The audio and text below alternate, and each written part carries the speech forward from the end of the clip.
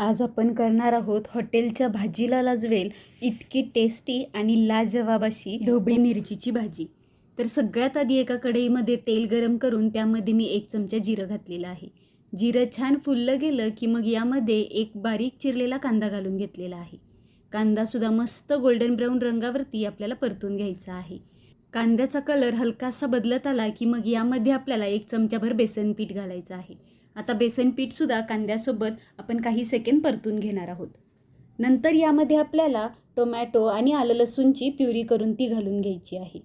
आता टोमॅटोची प्युरी घातल्यानंतर ती सुद्धा आपल्याला छानपणे शिजवून घ्यायची आहे। आता यामध्ये 1 चमचाभर आपल्याला काळं तिखट, बेडगी मिरची पावडर, धने पावडर, हळद, चवीनुसार मीठ आणि 1 चमचा कसुरी मेथी घालायची आहे।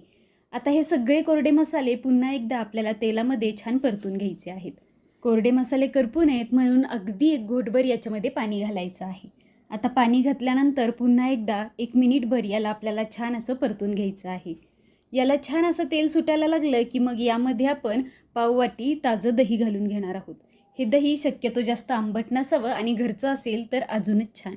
आता या भाजीला मस्त असं तेल सुटलेलं आहे, तुम्ही व्हिडिओत पाहू शकत असाल। आता या स्टेजला यामध्ये आपल्याला ढोबळी मिरचीचे जे चौकोनी काप केलेले आहेत ते घालून घ्यायचे आहेत। आता हे काप घातल्यानंतर हे मसाल्यांमध्ये आपण एकदा चांगले हलवून घेऊयात आणि मग यामध्ये अर्धा ग्लासभर आपल्याला पाणी घालून घ्यायचं आहे। आता पाणी घातल्यानंतर 5 ते 6 मिनिटं याच्यामध्ये आपल्याला भाजी छान अशी शिजवून घ्यायची आहे।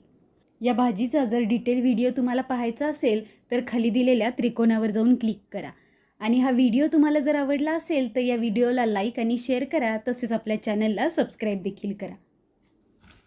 चला तर मग भेटूयात अशाच नवनवीन रेसिपीजसोबत पुढच्या व्हिडिओमध्ये।